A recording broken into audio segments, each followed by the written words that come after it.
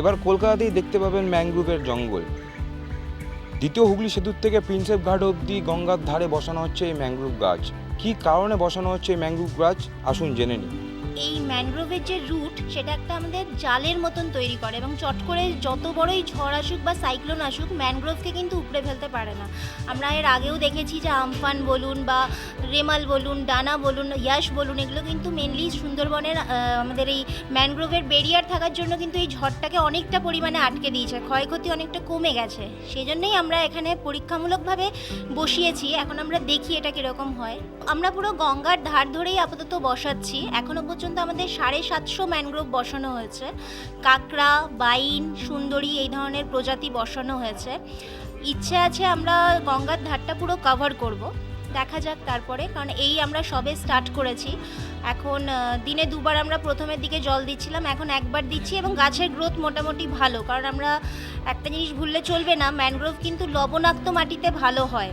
তাই আমরা সব জায়গায় কিন্তু ম্যানগ্রোভকে কনসিডার করতে পারবো না বা বসাতে পারবো না। যেহেতু আমাদের এই ম্যানগ্রোভের শেকড়গুলো আপনারা যদি দেখে থাকেন তাহলে এটা শ্বাসমূলও থাকে, ঠেসমূলও থাকে। শ্বাসমূল মানে হচ্ছে আমাদের মাটি থেকে ওপরের দিকে উঠে আসবে, আর মাটির নিচেও এটা আমাদের শেকড় যেহেতু জাল তৈরি করে, তাই এই সয়েল ইরোশন বা ভূমিক্ষয়টাও এটা গঙ্গার তীরবর্তী যে ভাঙন হচ্ছে সেটাকেও আমরা এই ম্যানগ্রোভের মাধ্যমে আটকাতে পারবো। এটা অনেকটাই সাইক্লোনগুলোর জন্য এফেক্টিভ। আমরা যদি এটাকে পুরোটা বসাতে পারি এবং যদি এটাতে আমরা সাফল্য পাই, তাহলে আমরা আশা করছি যে আগামী দিনে কলকাতার বুকে যে সাইক্লোনগুলো আছে সেটাকে আমরা অনেকটাই প্রতিহত করতে পারবো। আমরা আপাতত কেএমসি এরিয়াতেই বসাচ্ছি গঙ্গার ধার ধরে।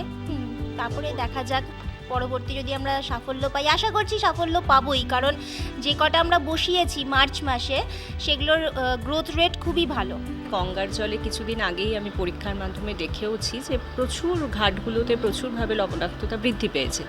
সেখানে ম্যানগ্রোভের যে চারাগুলো সেগুলো কিন্তু খুব ভালোভাবেই বেঁচে থাকতে পারবে, মানে সেগুলো কোনো রকমভাবে যে হবে না তা নয়।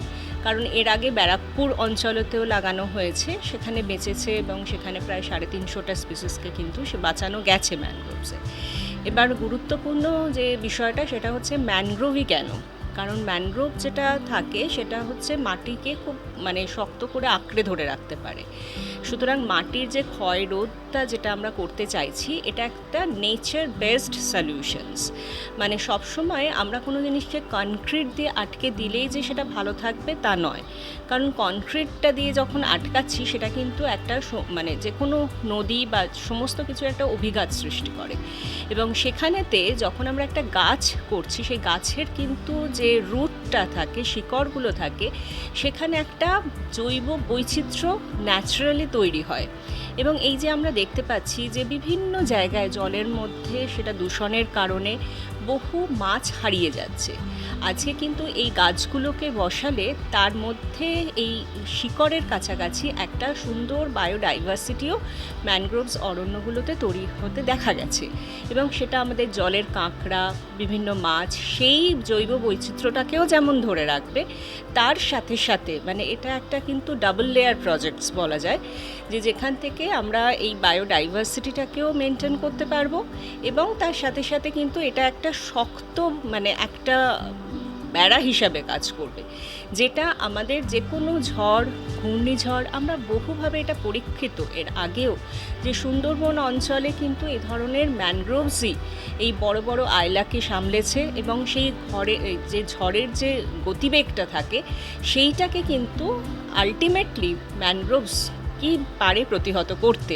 পরীক্ষামূলকভাবে প্রায় 750-এরও বেশি ম্যানগ্রোভ চারা বসানো হয়েছে এই গঙ্গার তীরে।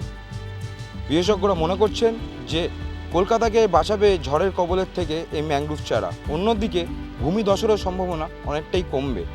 কিন্তু দেখার বিষয় হচ্ছে কতটা কার্যকরী হবে এই প্রজেক্ট, সেটা সময়ই বলতে পারবে। ক্যামেরা চিরঞ্জিতের সাথে দেবপম পাল, দেখতে থাকুন এস নিউজ।